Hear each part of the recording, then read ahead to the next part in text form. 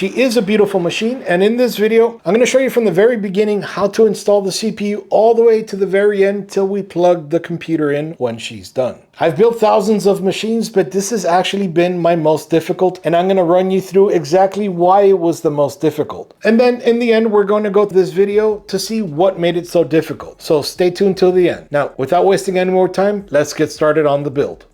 We're going to start off by installing the 7950X. To do that, we're going to push down on this little arm and pull it out and lift it. That's going to go ahead and release this little bar here to release this tray. And now right over here, you're going to notice a triangle. That triangle is going to match this gold triangle here on the processor. And then also these two little notches, one here and one here, that are going to match the notch right here and right here on the socket. Be very careful not to touch any of these pins. If you damage it, you won't be able to replace the motherboard. So we'll just drop it right in here. And it fits in easy. You don't need to push it down.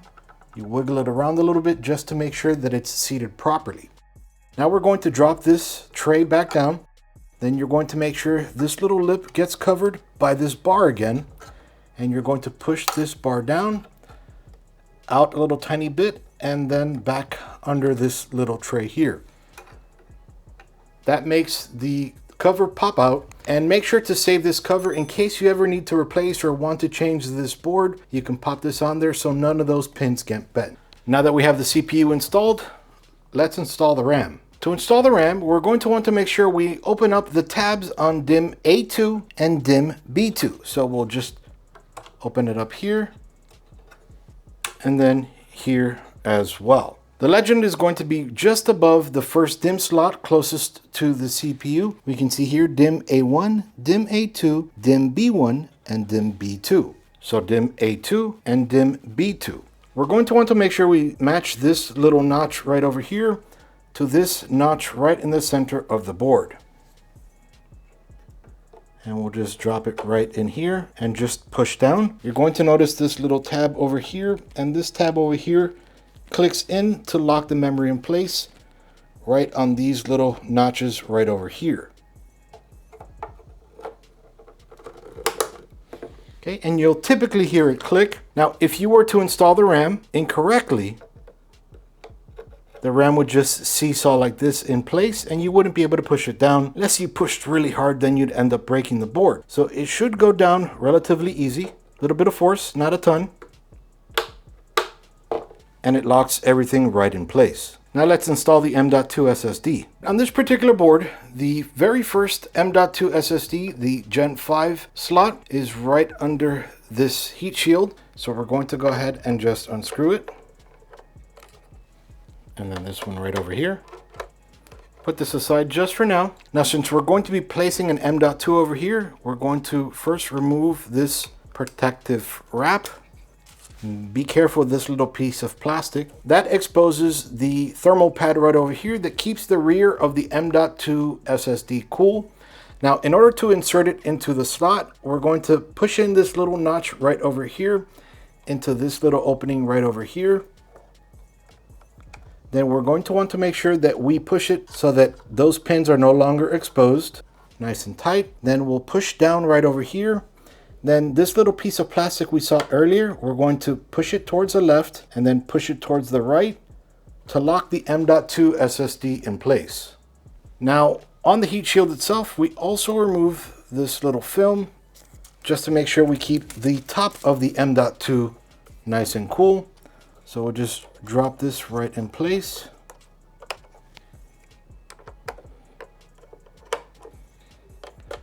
And just screw it in. We're going to go ahead and install a second M.2. So in order to do that, we're going to go ahead and remove this second M.2 heat shield. And then we're going to insert the M.2 right in the M.2 slot. Push it down, pull it back a little tiny bit, and then push this right over here to lock the drive in place. Then we'll go ahead and put the M.2 heatsink back in.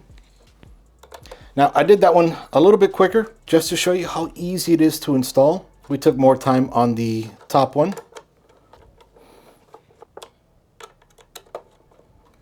Now let's install the liquid cooling unit. We're going to be using HYTE's THICC Q60 liquid cooling radiator. So we need to make sure, first off, we remove these. By default will be for Intel. Since we're not using Intel, we're using AMD for this particular build. We'll go ahead and install the AMD retention mechanisms.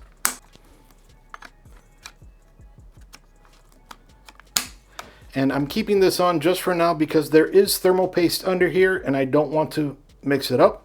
So before we can actually apply this to the motherboard, we need to remove these two little brackets. So we'll just go ahead and unscrew these screws.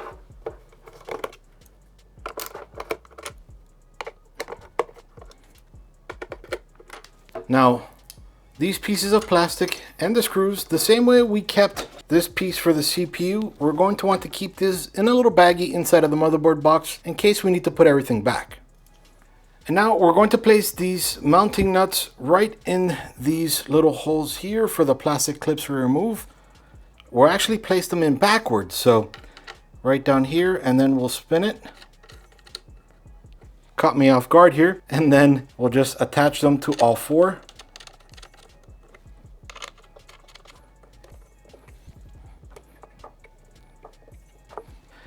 Now we're going to go ahead and remove this piece of plastic. Normally there would be some paste back here, but because the instructions aren't the greatest, I've already used it, so I'm going to have to reapply some. Now, based off of THICC's recommendation, I know that's not HYTE, but they recommend you do an X here. So we're going to go ahead and place an X right over here.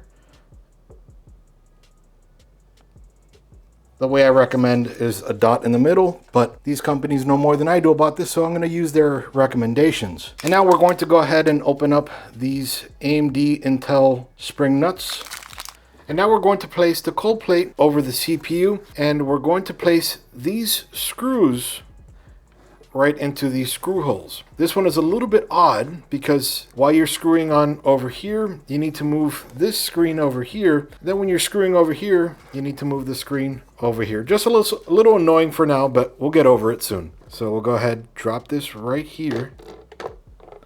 Now make sure, keep your hands right over here so you don't mess around with the thermal paste. And now with our fingertips, we'll just screw in one corner for a pilot hole, just so it won't move around too much. Now we'll move it over here. And now still holding it down, we'll screw one on this corner just to get some threading as well. And now we'll go ahead and place a screw right over here, same way, just to get some threading. And now we'll come to the other side.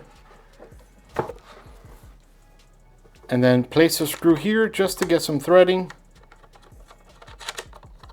And now this being the very last one put in, we'll go ahead and screw it in.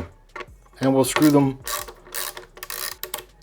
all in 100%. And then moving from this one to the complete opposite corner, up over here.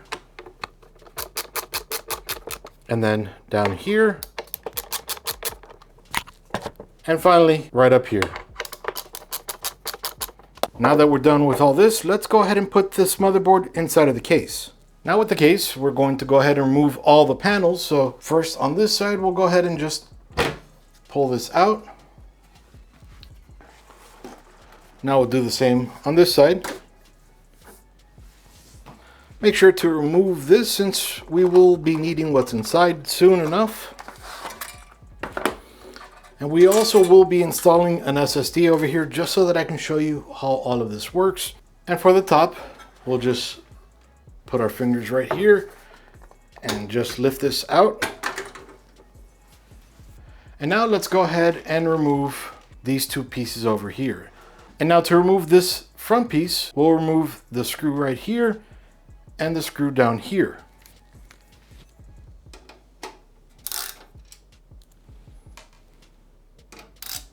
This one is a little bit more complicated. We're going to have to remove the screw here and the screw here. Yep, you're looking straight up over here. It is a little bit more difficult, especially for me to get in while recording with you over here.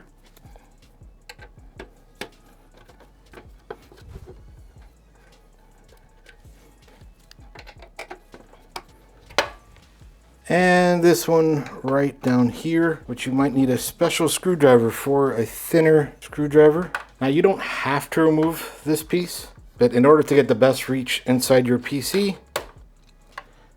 And now removing this that I can pull out over here, this makes the front panel kind of slide out, so then you can pull it out. And now removing that front panel exposes another screw down here, holding this so that the glass doesn't fall over, and then it just comes right out. So I didn't need to remove this panel to remove this panel, but it makes it so much easier to have so much more room.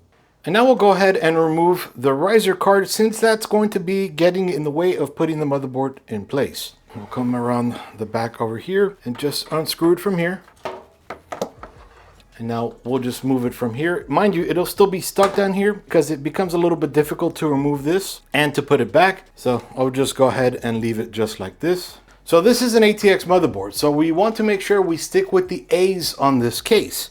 So for example, A here, A, so 3 here, A, 3 here. Some motherboards have an additional hole right over here. So just pay attention for that. We're going to look at the board in a minute. Then A right down here, A and A. There might be more additional here.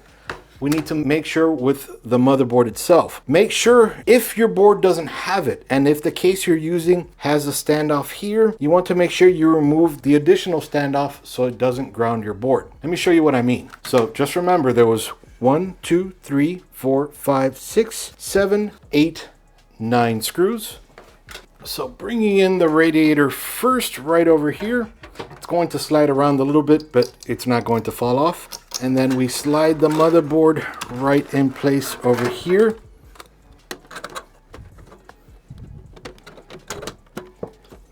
So if you remember, there was 9 standoffs. All right, so 1, 2, 3, 4, 5, 6, 7, 8, 9 holes. Now they're a little difficult to see because of the adjustment and everything, but there's 9. You'll notice there isn't one hole right over here, there isn't a hole here or over here, so we don't have to worry about putting an additional standoff, and if there was one, we'd have to remove it. So we're good there. So now we're going to go ahead and use these screws for the motherboard. We'll go ahead and put one lining up the motherboard,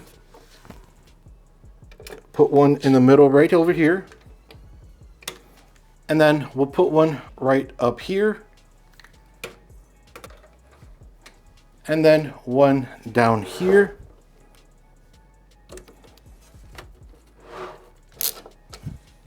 And now we'll put one at this corner over here.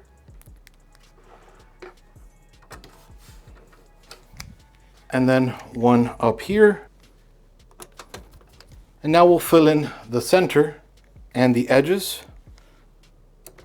right up here.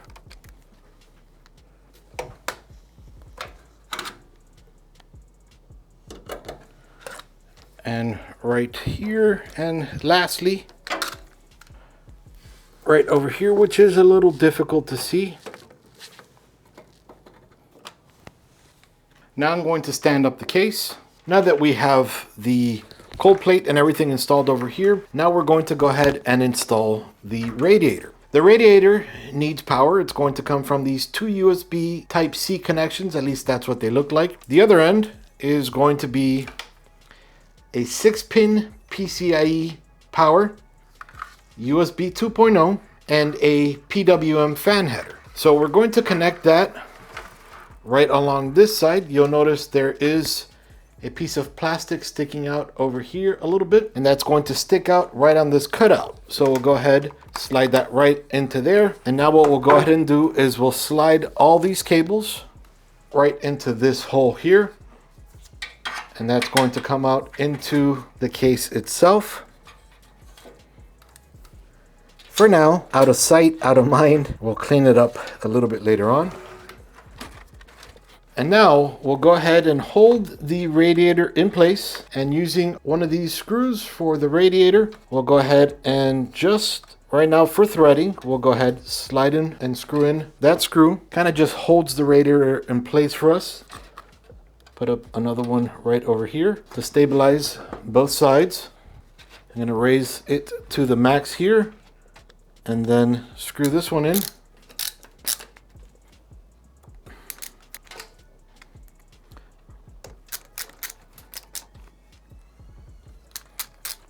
And then we can screw the previous ones in 100%. And now let's install the fans along the top of the case. So these fans have a really cool way of installing themselves. So we're going to install it like this so that air gets blown out of the case, sucked up from inside of the case out of the top. Now, again, they have a really cool way of installing themselves. So first we're going to flip them around so we see this little dot here. That kind of lets us know where everything is. So we're going to see that dot there. Now we want this dot to be the same. Oh, and it sticks. Now we want over here to be the same. So we want another one. Whenever you see this, just go ahead, peel it off since we're going to be using that. So then again, snaps right into place. The cool thing is if you flip it around, you say, hey, I want to use this one. It won't let you. Because they're magnets, I'm pushing them together there, but it's pushing away. So it's really cool. They kind of install themselves. So now all we do is put them over here and screw them in. Depending on what you want to connect to the power source, you can either connect it from this side or from this side. So depending how you want it is how you're going to want to put it up here. So I'm just going to put it like this. Then we're going to grab one of the screws, one of these fan screws right over here. And then we're just going to pop it right in one of those screw holes, just with your fingertips at first. Then we'll do the same right over here. And actually it looks like we're going to have to change where we screwed it in, and that's okay. So we'll screw it in right over here, just fingertips. And let's go ahead and remove this guy, bring it down right up here. And now we'll fill in those gaps. So now all the screw holes show up. So now we'll just screw in all the screw holes and all the fans in their place. This way we reduce the rattling noise inside of the case. And now to further show the expandability of this case and all the awesome panels it has, we're going to remove the top where we just installed the fans into by unscrewing two screws right over here. Right over here, you'll notice this thumb screw and this thumb screw. So we'll just go ahead and unscrew those real quick. They are put in very odd places. Very hard for your screwdriver to get in there. So you just got to start it and then do the rest by hand. And once that's loose, we'll go ahead and just lift that out of place. We're going to be adding thick 12 fans right up here at the top of the case. They're going to connect on the radiator right over here through the Type-C connection cable, the Nexus link that comes in the box with the thick 12. That little wave is going to connect any which way right in here. So we'll just drop that, connect it nice and tight. There's no way you can connect it wrong. And now we're going to feed the Type M connection cable that's going to connect to the fan assembly through the little hole right down here. We're going to be pushing the M connector through that little hole right up here and just pulling the excess slack through here. Now we're going to feed it back through this hole over here, just partially so that it comes out through the top over here. We're going to keep this dangling. We'll go ahead and zip tie this together later on. Now we're going to bring back that fan assembly along the front. This is the front of the case here. Along the front over here, you're going to notice these pins right over here. They're going to match up with these pins. We're going to go ahead, bring it around. We're going to install it this way so that this cable is sticking out through here, because we're going to turn it back around and now slide it this way.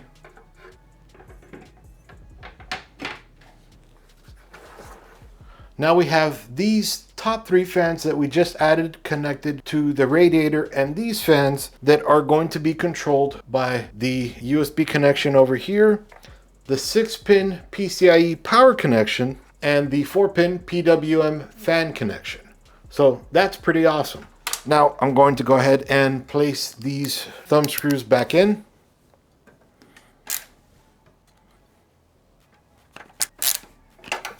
And now this part is totally optional. I'm going to install a regular SATA drive into this machine just to show you how you can install either 2.5-inch drives or 3.5-inch drives. So we'll grab this SSD, align it right into these 4 screw holes, flip it around down here so that all these screws line up.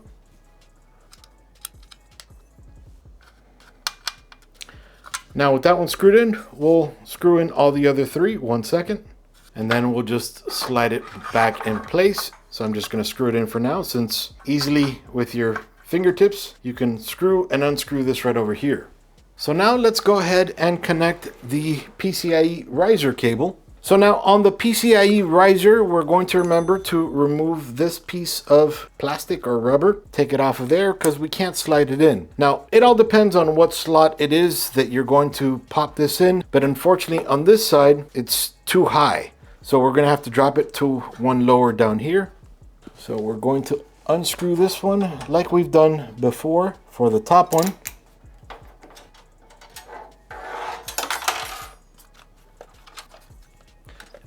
And then we're going to push these PCIe fingers into the first PCIe slot.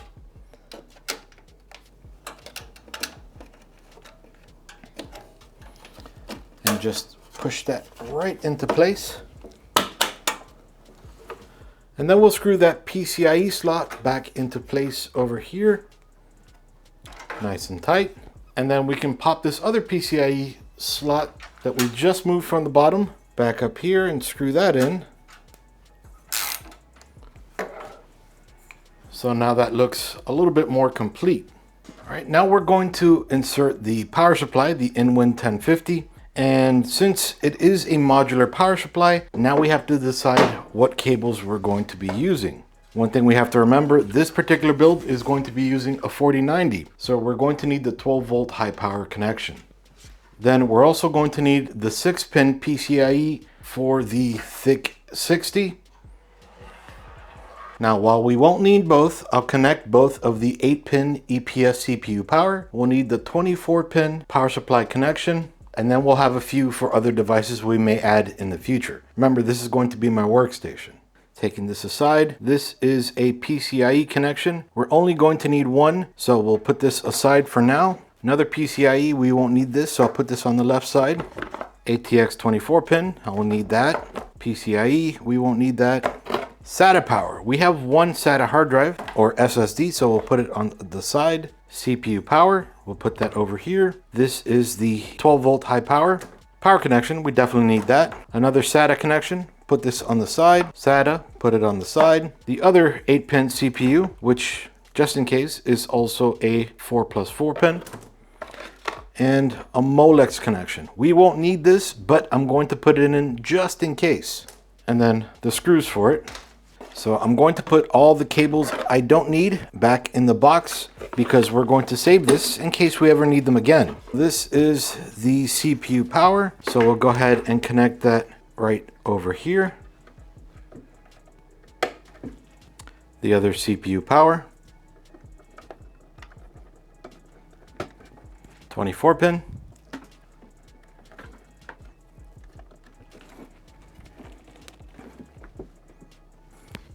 SATA connection under peripheral SATA. The Molex, and again, chances are we won't need this connection, but it pops up every now and then, so it doesn't hurt to just have it aside. The 12-volt high power,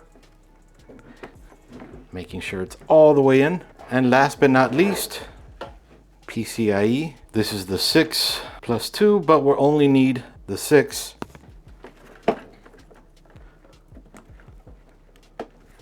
Now let's pop this in the case. Now I like to be ready for anything that comes my way. Normally I would have attached mostly all the cables because I have a way to hide them all here. But because inside of this case, we have all this room for everything, it's just sticking out right over here. So I can easily access everything and nothing's going to get in my way. So that's one of the reasons why I kept it this way. Less cables, less headache. So now just moving it aside. And we don't want to screw it in 100% just yet. Want to make sure the power supply is nice and seated. And now with this last one, it's going to pull the power supply in, and then we can screw it in 100% diagonally.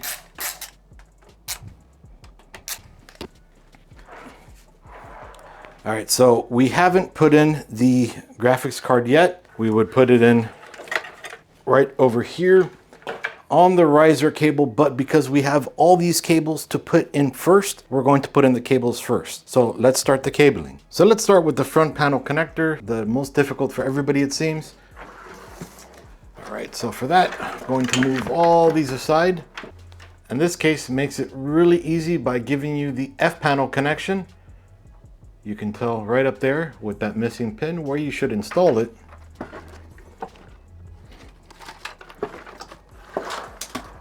And so right over here is that missing pin.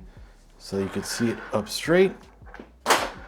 Now I'll go ahead, bring it off to the side so you can see it at a better angle. And it's really not much of a connection. Just pop it right in there and that's it, you're done. Now you've connected the front panel LED, the power button, the reset switch, and the hard drive activity LED. I don't know if this case has all those, but it does have the power button. So we've connected that up front. Now coming back around over here, and I'm dropping a bunch of cables because this makes a tremendous mess, but that's okay, I'll pick it up in a second. The USB 3.0 is along the front over here, so I'm just gonna drop it in there for now. The front panel audio is along the rear of the case, so I'm going to pass that along down here, and we'll see it along the front in 1 second. And then the USB Type-C connection is along the front of the case, so I'll slide that with the USB 3.0, and let's turn it around one more time. So we have a USB 3.0 right over here. We have another one down here. To hide it, I'm just going to connect it to this bottom one down here, but I'll show you how I connect it over here. So you'll notice over here, there's a little cutout, and that cutout goes right for this. So I would just connect it just like that. It'll click in place typically, and you have to be very careful with those pins. They bend very easily. So with that way I showed you right there, just pulling it out, it is a tough connection to pull out. I'm just going to bring it down here and connect it that same way. That's it, really simple. And now that front panel audio I was showing you earlier, bring it back here because that connection is back here. If you can see it right over here, then that front panel connection, you'll notice there's a missing pin, the second pin down here. That missing pin is going to be at the top over here. So we'll just line everything up, making sure we don't miss any pins. That's really easy to miss pins on. I've done it 1,000 times and it's connected properly. So then the USB Type-C connection is right here. So we're just going to slide it under these cables, then bring it up, and it's an easy connection. Now that cable comes loose very easily, so make sure you don't touch it much. So come here on the back. So now we have the case plugged in. Now we're going to plug in the THICC, the liquid cooling unit. We'll go ahead and plug in the USB 2.0 that connects to the USB 2.0 header on the motherboard. If we decide to plug in the controller for the additional fans and for the RGB LED, we'd use the other USB 2.0 as well. Thankfully, this board has two, so we'll bring it right down here again.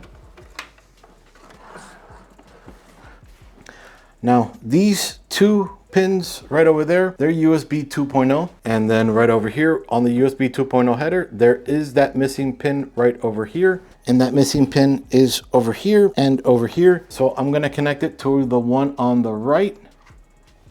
It's connected and the cable is all hidden. And now for the PWM connection for the fans, routed to the very top, right up here, since we're going to be plugging it into the CPU fan header, which happens to be right here. Now, usually you would install it under the pump fan header, but in the manual, they state CPU fan header. Coming back along the back, we're going to have that one 6-pin PCIe connection. Since there is only one PCIe connection on the power supply connected right now, at least, we'll go ahead and connect that. I'm gonna slide that beneath all the other cables. We'll connect it just like this. All right, and it is connected. So since it's something that we're gonna have to deal with looking better later on, I'm just sliding it beneath all the other cables, out of sight, out of mind, just for right now. And now we're grabbing the ATX 24-pin connection. That's going to be right along the grommets up here. So I'm gonna slide that under here.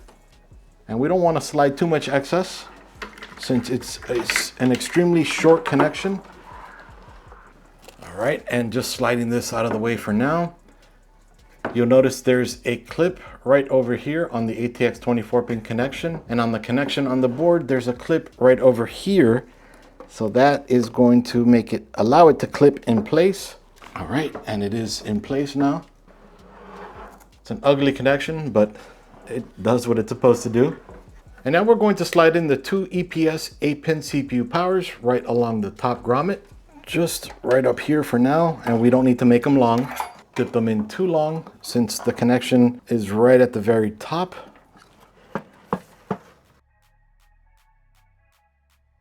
The PCIe 8 pins, and there's unfortunately no good way to show it to you because it's so tight in there. And thankfully there is enough space that I can actually kind of see what I'm doing from the fans. So just connecting both cables here. Again, you don't need both. You only need both if you're doing hardcore overclocking, and chances are I'm not going to, but just in case, I'm gonna go ahead and put it, because why not? I have them. All right, so both are connected and just pulling everything out of the way. I think that looks pretty nice. Now for the SATA power, we're going to be connecting it right over here. And thankfully, since we can easily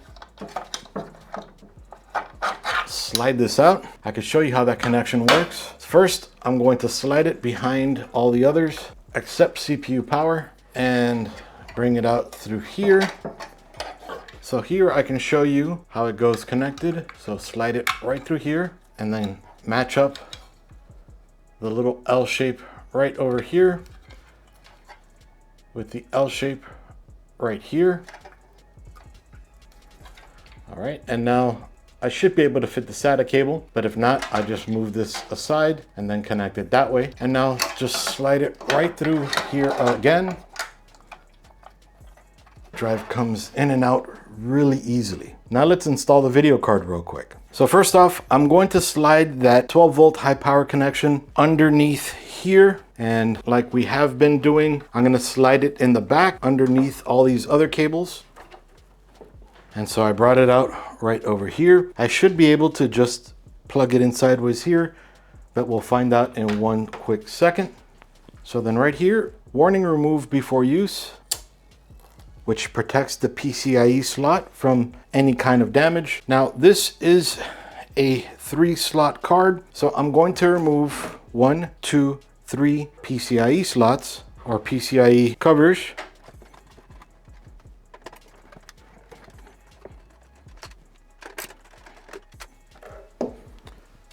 Just pop these out.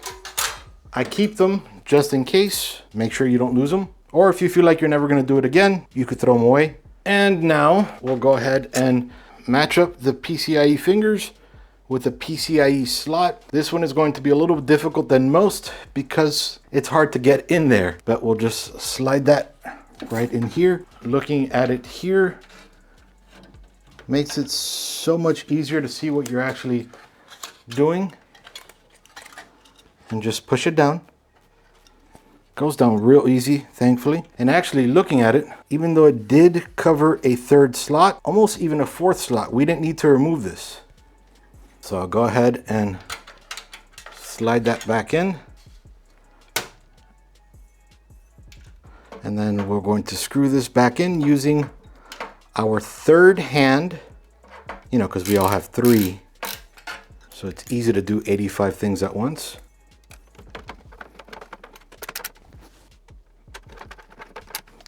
All right, that looks good. Here is the top of the card. I'm going to bring around that 12-volt high power, and we have to be careful because remember, this has to click and I've done it 1,000 times, so I may have either worn this down and maybe it's over here, but we'll see soon. Then on this, there are these 5 connections as well that we need to make sure we slide into the little slit right over here. So listen for the click.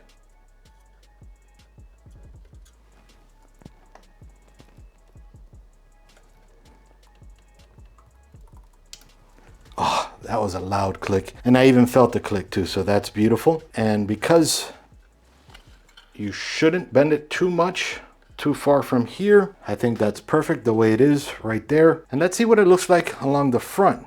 So along the front over here, looking at the side and then turning it around. That looks pretty clean. We can make it a little bit cleaner, but that's what we're going to do now. Now that everything works, we can literally power it on with this button right here. If it was connected, of course, everything is going to work. But now what I'm going to do, even though mainly we're going to be looking at this side of the case, is I'm going to be making everything I can here look nice, but also everything I can back here looking nice, because we're not going to look at this much, but I'm going to know it's there. And if I can help it, I'm going to help. So, and I'm going to bring you along for that ride as well, but shh, be quiet.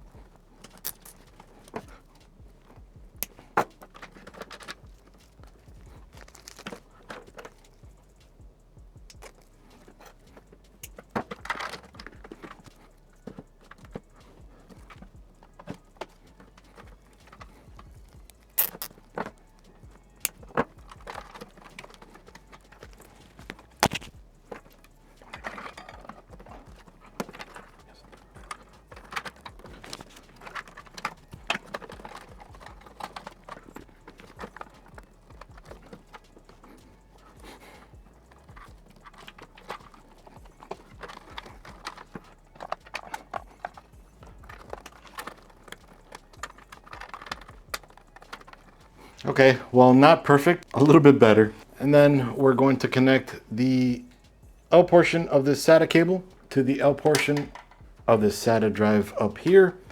Then we're going to bring it along, which should be right down here. These SATA connections here. And we'll just connect it to any one of those connections there and just hide that cable. Now let's go ahead and connect this. Let's see how it works. I think we're at that point. All right, so we'll go ahead and connect all the cables now in the back. So USB 3.0s, USB 2.0s,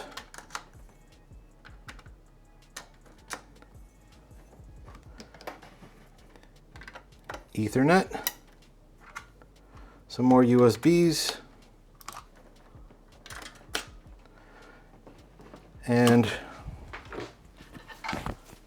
display port into the graphics card, and power. Okay, and this I'm only going to power it on just to make sure it powers on. My next video is going to be on installing everything on here software wise. So let's see.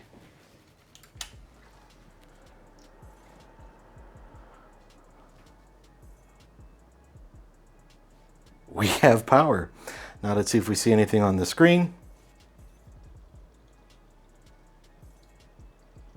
You hear all the liquid slushing around in there?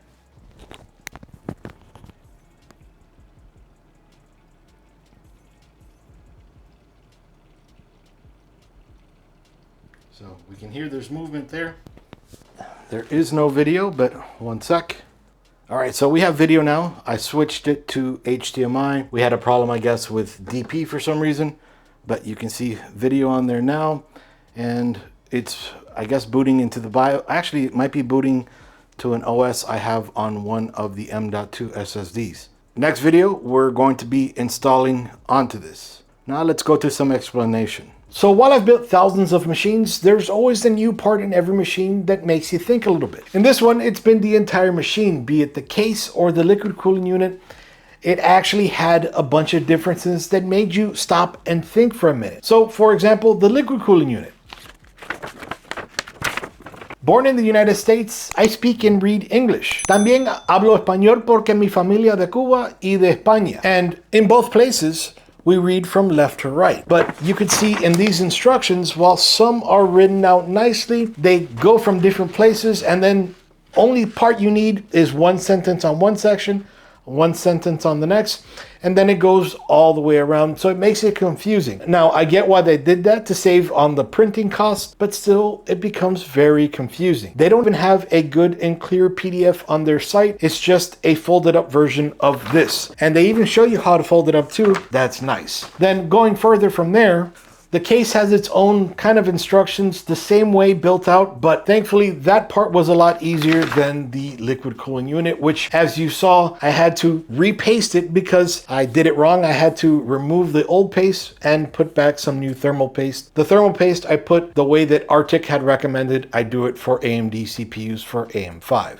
Now, one part that you may have caught if you were eagle-eyed, and I didn't realize till afterwards, but it wasn't a big deal, was I didn't connect the CPU fan for the liquid cooling unit to the CPU fan or the CPU fan optional. I took care of all that, so it's not a big deal. So the other part in the instructions they didn't go very clearly is how to connect all of the cables, like going from the fans to the radiator, then from the radiator to other fans, then back to the system. They kind of glimpsed over that. They didn't give you a lot of detail, but if you just stop to think for a second, it kind of makes sense. But when you come into the swing of things that you've done it 1,000 times, sometimes you don't have to think anymore. You just kind of run on autopilot. So just remember, you have to stop and think sometimes on this specific build because it's just a little bit different than most builds. So while the liquid cooling unit and the case were the main points, the anchor in this video, they actually turned out to be one of the most difficult parts in the entire build. Let me know if I should attach the RGB portion of the liquid cooling unit. It's a separate unit, but I could bring it in if you'd like.